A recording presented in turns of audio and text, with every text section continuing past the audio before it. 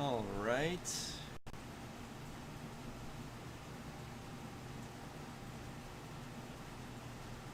I know I'm live. I just need to take care of one quick thing here just to verify something.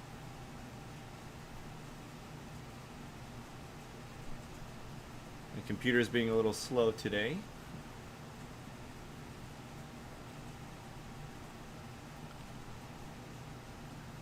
All right, perfect. Welcome everybody to another episode of my day trading vlog on YouTube. This is Aaron Yoon coming at you from New York City, and you can probably tell from the title of today's video that I am not very happy today. It started off as a somewhat promising day, but ultimately it ended. It ended in turmoil. You know, just like yesterday. It wasn't quite as bad as yesterday, but definitely a losing day. So let's get into what the trades were that I took today, and then we'll get into the mental game, the emotional game of it, and how I'm dealing with that. Um, just on a very very quick note, I you can kind of tell that whoa. Okay, here we go. Uh, almost knocked over my camera here. Um, the main thing to take away from today, at least for me, is that losing feels way stronger than winning. So this is my third straight day, a third straight losing day, and it feels way worse than how good it felt to have like 7 or 8 or maybe 9 winning days in a row. Obviously, those are way more wins, and my wins tend to be bigger than my losses. So technically, over the last few weeks, or since I started this trading vlog, this daily vlog, I am still profitable despite the 3-day losing streak. But it certainly feels a lot worse. It certainly feels like I'm not in profit, even though technically, big picture wise, I am. Um, it's just a really like there's like a there's like feelings of disgust and like just resentment and regret, and there's like all this stuff that makes the previous couple of weeks of wins um, it overshadows that so quickly, right? Winning or losing takes away the great feeling of winning so quickly, and it's true it's true mathematically as well. My wins were completely erased today in like in a matter of minutes, right? In the matter of time that I started lunch, and by the time I finished eating lunch, I had erased all my gains. That's how quickly this market can turn around on you. And there's like a coulda, woulda, shoulda done trade management and whatnot. There's all that kind of stuff, but the point is that you never know what you're getting with in this game, and the market can turn around you on a dime, like instantaneously. It'll be up one minute and then it'll be down the next. That's kind of what happened today. So let's get into the trades, to the trade breakdown. I took 4 trades today, uh, 1 winner, 2 losers, and 1 break even, but that actually ends up being a negative. Although, if you're thinking about it, the way I set up my risk reward, you'd think that if I have 1 winner and 2 losers, just as long as I have at least a 2-to-1 ratio, I should be either at a break even for the day or profitable for the day. But that wasn't the case, and I'll show you why. And it's all kind of gets summarized in the day, in today's story, basically. Um, so how did this go? So first, the energy markets open at 9. a trade on the crude oil, and this didn't work in my favor, right? So let's go to the 9 a.m. candle. Where's our ORC? Our ORC is right here, so I'm gonna take this, take that right there, right? This candle right here. So I took the short, and I was very mindful of this green line. This dotted green line is a small quarter line, because you can tell that by the fact that it ends in a 25. I was very mindful of that. I was like, I don't know, should I take the 1-to-1? I don't know. And it was just a lot of dilly-dallying around for me, mentally and emotionally. And I was, this, if you actually were to take, if I were to have taken the 1-to-1, this would have been a, well, I mean, it would have been exactly $100, right? I mentioned yesterday that my risk, my zones for each per trade is going to be something around $100, or $50 times 2. I might split it up into taking 2 contracts, $50 each, depending on the security, depending on the whatever asset that I'm trading. Right, the price is gonna determine how much I do that. Okay, seems like the market opened up again, and there's something happening right now. Okay. Anyway, I'm done for the day, so I don't care what's happening in the market. But if you see that line moving around, I'm broadcasting today a little bit before 5 o'clock Eastern, so that's why you see that activity. The market is technically open right now. So I took the short because it broke down below, and I was okay with that, to be quite honest. I mean, I saw the let's just take a look at the a little bit of a larger time frame here. I saw that this was a this was before, there was more of a bearish movement. I saw that the RSI was below 40, and it's more sideways than bearish, but it has a bearish flavor to it. So I was okay with the short, and I'm just going off of what the chart tells me. No matter what I feel, right? I try to ignore my feelings as much as possible and make peace with whatever emotional tendencies that I have. And like I'm still not there. You know, I'm still struggling with it, especially with the energy markets.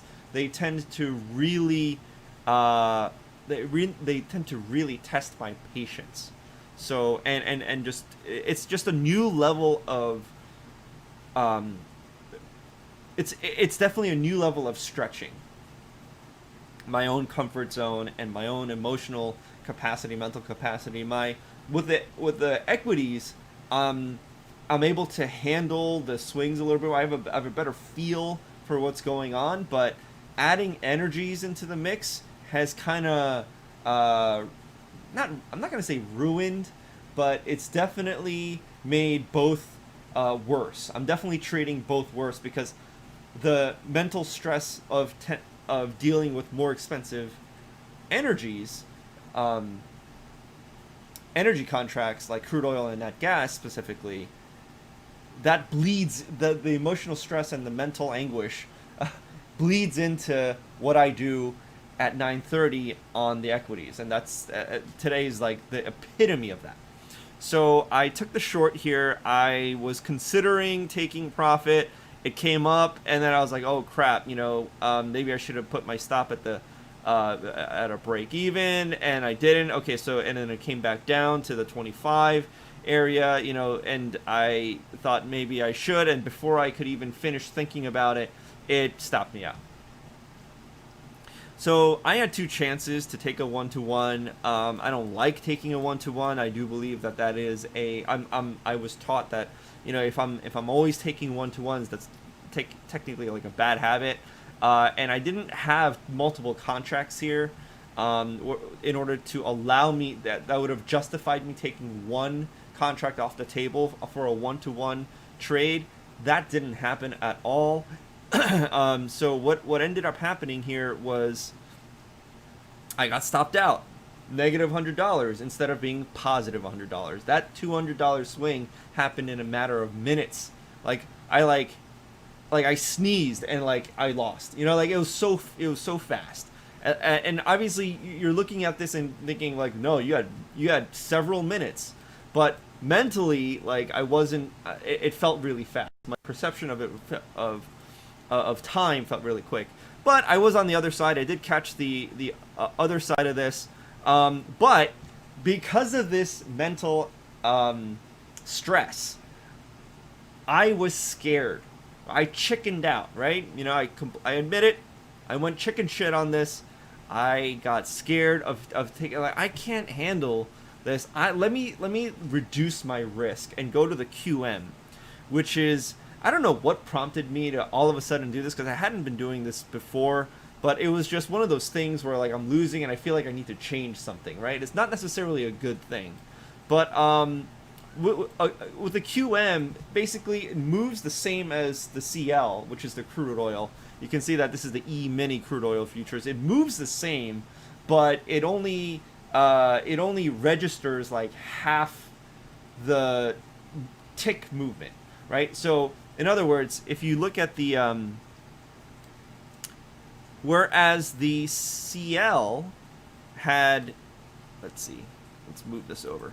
Whereas the CL had 10 points, or 10 ticks, I should say, of risk, this only had 3, right? So, but it does track the same kind of movement. It's hard to explain without really showing. If you're not really trading them, they do the math differently. They divide up the increments differently. So it's wider increments, but it's less expensive per increment. So in other words, you can risk less money but participate in the same kind of crude oil movement.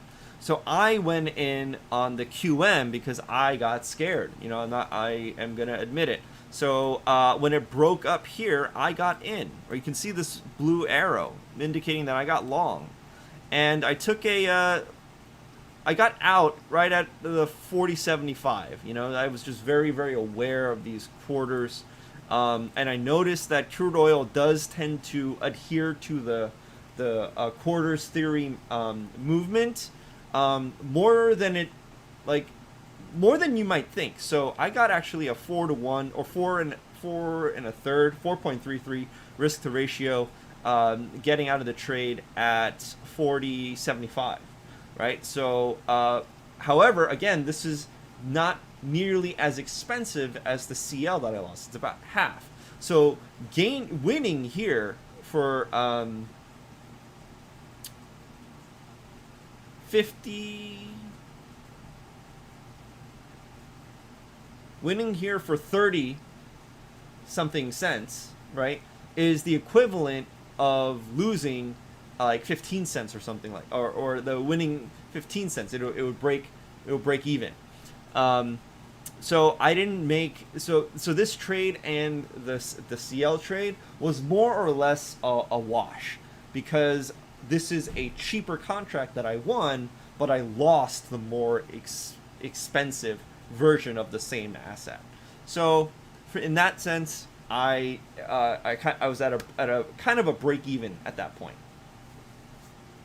And then and then it was 9:30, and I was taking the opening breakout on the equities, on the Nasdaq and the S&P, and I did do my the trick that I was telling you about, where I was, not a trick, it was just an added strategy where I take the line chart of all 4 indexes starting from 8 a.m.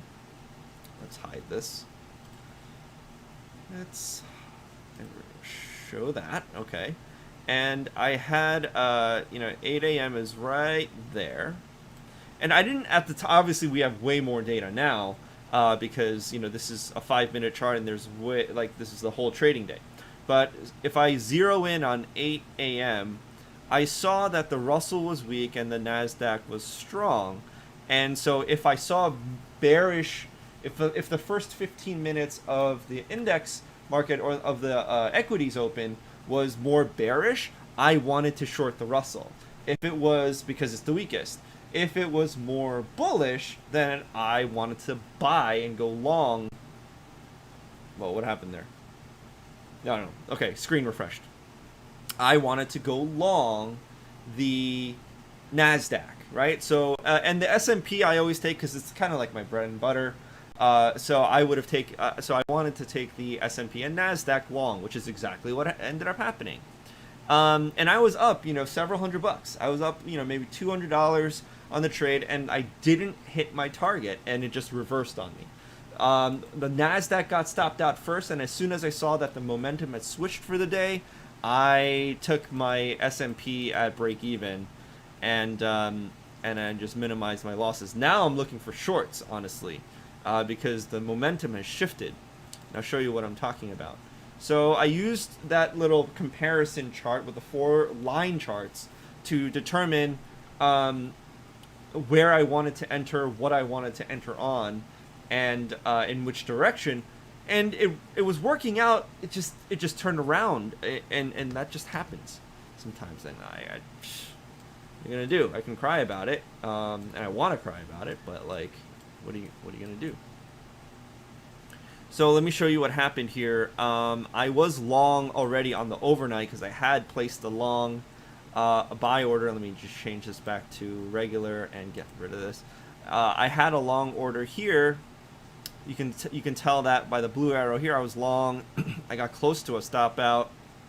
No, I didn't. I was fine. And then I was so close to target. Look at this. I was so close to getting that quarter. 3 ticks away. The high was 31.74.25.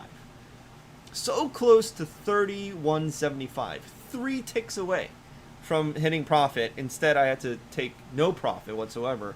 And on the NASDAQ, it wasn't quite as close, but I was shooting for, what was I shooting for? I think I was shooting for a bigger quarter. I took it off. I took the buy here, and I was shooting for the 7. I don't really know what I'm shooting for in the NASDAQ because we're at all-time highs, right? So it's a little bit riskier. Like it's harder to tell when you want to take profit. I just got triggered on something.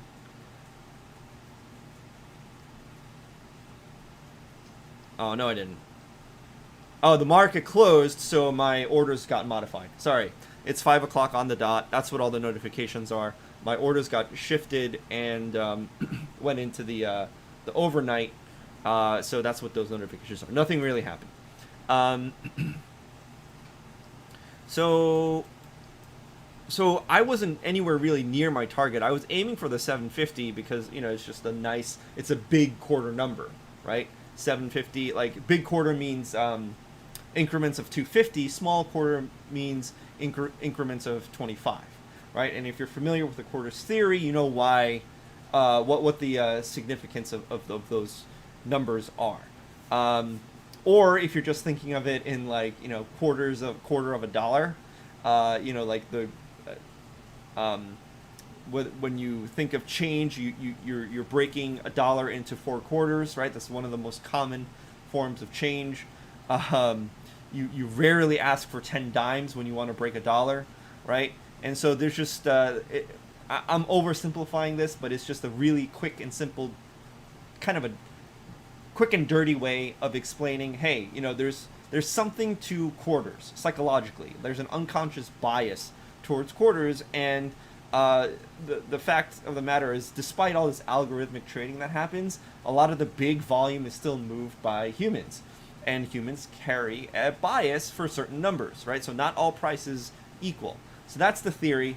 I think it works really well. I really like the theory because, it brings into an element of universal human psychology into the game, which is my background to begin with, right? Because I have a background in NLP coaching, life coaching, and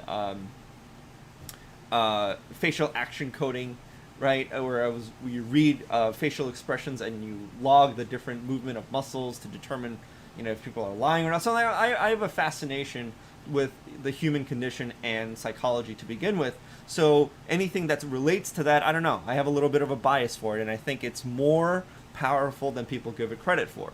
Most people don't even know what it is, actually. But when I learned it, I like immediately gravitated towards it, and that's what my red and green lines are. They're all increments of significant quarters, whether it be a big quarter or a small quarter. Anyway, that's enough on quarters theory. But I was aiming for the big quarter, which would be a new all-time high. So I was kind of skeptical about that, but I also didn't step in and manage my trade. I didn't move my stop to break even or anything like that because, that's I like in retrospect, I probably should have. I had legitimate excuses, but usually I hear my teacher's voice in my head where he's like, don't move your stop. That's like a rookie move. That's like a fear-based move, and so I usually have his voice in my head trying to talk me out of taking or moving my stops. But in this case, I really did. I wasn't looking at it. I just got stopped out and I got a notification. I was like, shit. But like this was a legitimate case for moving stops because of the divergence that we're seeing here. And same in the S&P as well. I think there was we've had divergence since yesterday. Negative divergence. And if I go on the smaller time frames, I think there was another example of divergence that was more recent. If I go on the smaller ones, maybe not. Okay, maybe not. But the indication of divergence is a warning sign. Like what's the point of having? There was divergence. It's just that this indicator is far from perfect and does not mark all divergence, right? So it's one that I saw myself. It's not one that this indicator automatically draws for me. So this right here, divergence on the 15-minute chart for the S&P, right here, right at the high. This should have been a warning, but I wasn't around. I was running errands at this time. This was 11:15. Yeah, so I was outside. I wasn't looking at the charts at all. And so my style of trading isn't where I'm watching the screens all day, every day, because I don't believe that's sustainable. That just feels like another job. So this is one of those things that I'm just going to have to be okay with going forward, getting stopped out, even though there was divergence here, and like I coulda, woulda, shoulda, moved my stop early, whatever. There's like a million things that could justify moving the stop or taking profit earlier or whatever, right? I could have used my EMA to move the stop up in profit instead of at break even. There's a million things I could have done, honestly, but I think that this is one of those things that is just gonna happen, and that's really it. So that's really it for today's video. Losing streak continues. I am gonna continue to do what I'm doing despite how I feel. 2 losing days in a row to start the week. 3 if you're counting Friday, or Thursday rather. And oops, my camera froze. So I guess that's a good place to stop the video here. While you're here, make sure you subscribe, make sure you like the video, and stay tuned for the next video.